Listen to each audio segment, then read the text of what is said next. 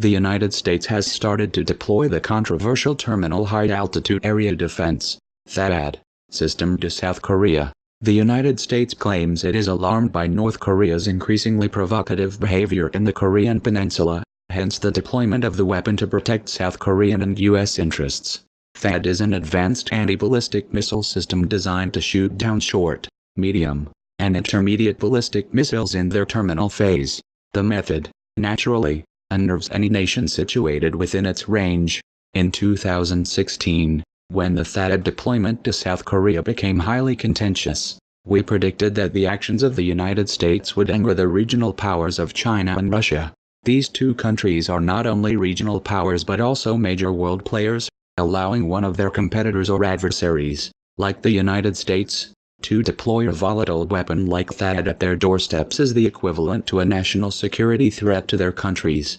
There is no doubt that if the deployment of THAAD occurred in Mexico by China or Russia, the U.S. would construe it as military aggression. What we predicted about the deployment of the weapon is currently happening, as the first batch of parts for the weapon has arrived in South Korea. China and Russia have responded with strong words to South Korea. South Korean officials have said they expect the missile system to start operating this year. One unidentified official even said he believes the weapon in its entirety could be deployed by the end of August.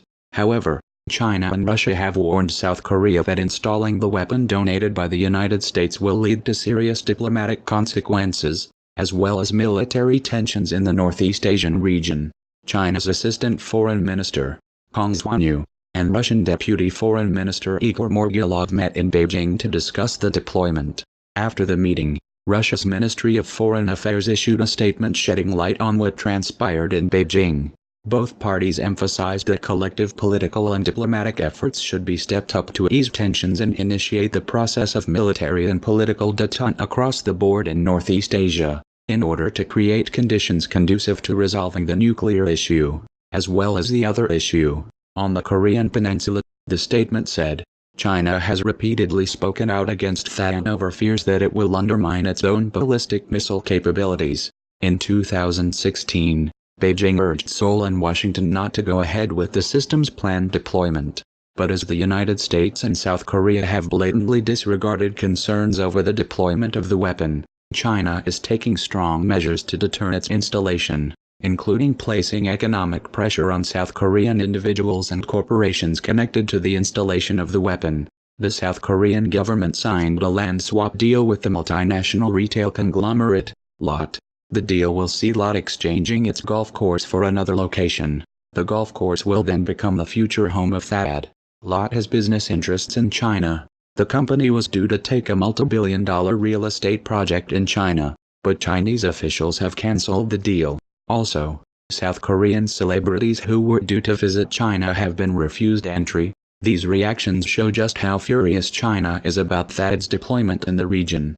Chinese Foreign Ministry spokesman Zheng Shuang said the THAAD deployment severely disrupts regional strategic balance and jeopardizes the strategic security interests of regional countries including China. China, in response, is now compelled to send a strong signal to Seoul that it is seriously opposed to the installation of the weapon. Russia too had previously urged South Korea and the United States not to deploy THAAD in the region, as it is likely going to spark geopolitical tensions among other nations in the area.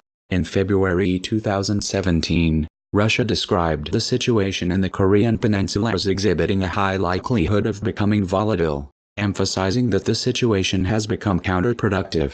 According to Russian reports, the line taken by certain governments South Korea and the United States is exacerbating tensions and instigating an arms race.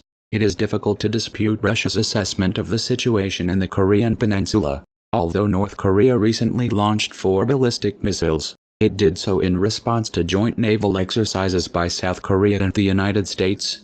The military drills have been described as the largest ever between the two countries. North Korea has repeatedly accused the Americans of using the drills for an invasion. In response, the leadership in Pyongyang, led by Kim Jong-un, has tasked missile experts in the country to develop an intercontinental ballistic missile that can hit the mainland of the United States. It is believed North Korea is on the verge of completing this weapon of mass destruction soon.